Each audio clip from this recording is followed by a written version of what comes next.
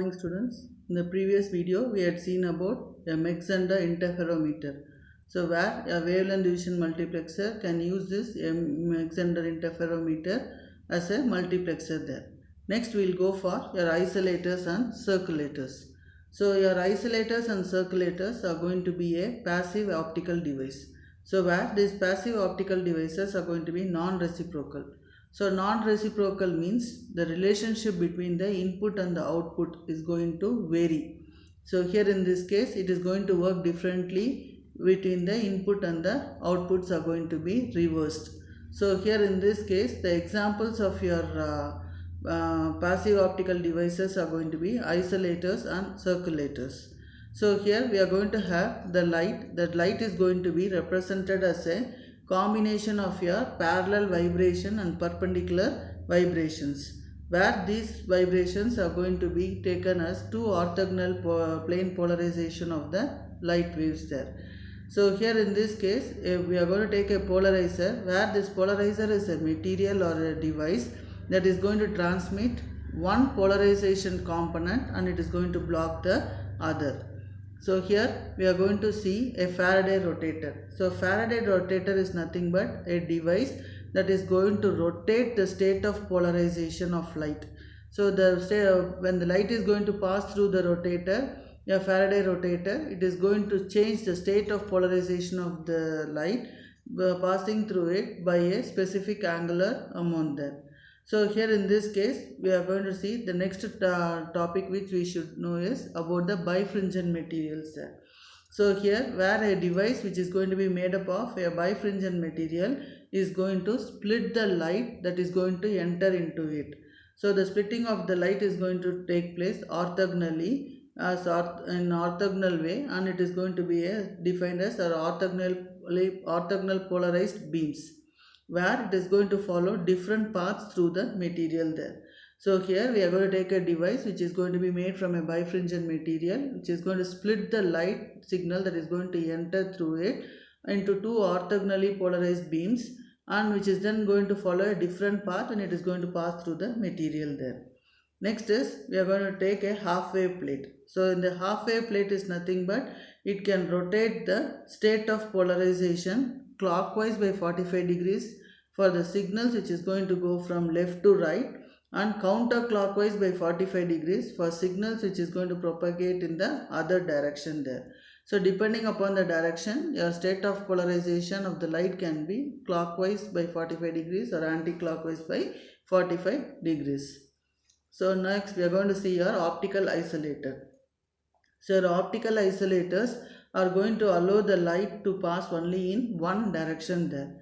So here in this case we are going to use a Faraday rotator, where a Faraday rotator is going to be a non-reciprocal device there. So where whatever light is going to be sent through the Faraday rotator, it is going to be diverged, that is it is not going to reflect in the backward direction. So when it is not able to reflect in the backward direction, there is going to be no light that is going to be reflected back into the optical source. So as a result, there is going to be no backward traveling of light which is going to enter into the laser diode, and it is going to not cause the instability of the output side there, optical output. So here the main thing is the core of the device, that is the main device which you are going to use is a Faraday isolator. A Faraday isolator is going to have a 45 degrees state of polarization, which is going to be placed between the two wedge shaped bifringent plates. That is, we are going to take two bifringent plates of Markov polarizers. In between that we are going to place the Faraday isolator, where this Faraday isolator is going to have a state of polarization of angle 45 degrees. So the bifringent plates are going to be made up of your yttrium oxidovandate and titanium oxide there. So it is going to be made up of this materials here. So now we can see that here we are going to have two bifringent plates. These two bifringent plates, between these two bifringent plates we are going to have a 45 degree Faraday rotator there. So where this is your fiber source, from this fiber source you are going to emit the light. So when the light is going to be emitted, this bifringent plate will convert the rays into two rays. One is your ordinary ray and the extraordinary ray. So when this ordinary ray and extraordinary ray is going to pass through this Faraday rotator, where the state of polarization is going to be 45 degrees, here in this it is going to be split, and then at the receiver side, that is at the other end of the bifringent plate, the waves are going to be spread out, and it is going to be at the output of this bifringent plate, the waves, the ordinary ray and the extraordinary rays are going to emerge as parallel rays, and it is going to enter into the fiber there. That is when the light is moving from the left to right direction. So here the first bifringent plate is going to split the rays as ordinary ray and extraordinary ray. When these rays are going to pass through this 45-degree Faraday rotator, it is going to be separated, and then it is going to go through the bifringent plate, where this bifringent plate is going to emerge as the output of this bifringent plate is going to be having a parallel rays, and this is going to enter into the fiber there.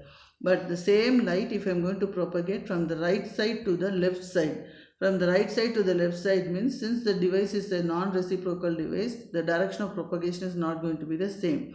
So here the fiber is going to be propagated. Again the waves are going to be split into ordinary rays and extraordinary rays, and it is going to pass through this Faraday rotator, where it is going to have a state of polarization, and these waves are going to be sent through this bifringent plate, where the output of these bifringent plates are going to be the rays are going to be diverged.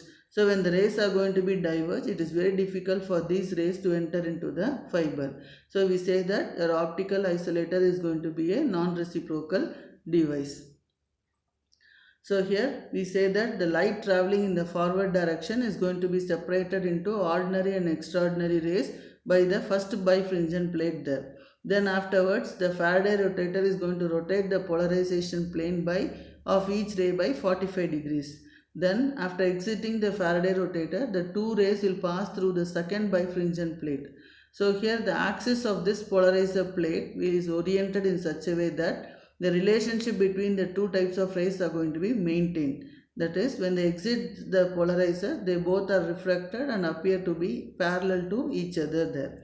So in the reverse direction, they diverge and they are not able to be coupled into the fiber. Next is optical circulators.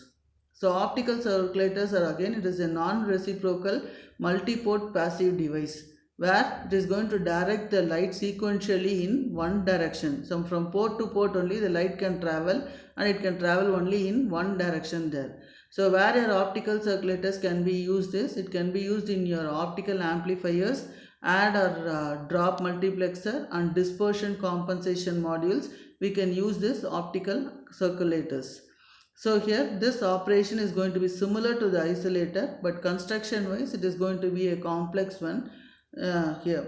So here in this case it is going to consist of, a circulator is going to consist of a number of walk-off polarizers, half-wave plates and Faraday rotators, and it can have 3 or 4 ports it can have. So suppose for example I am going to take a 3-port circulator.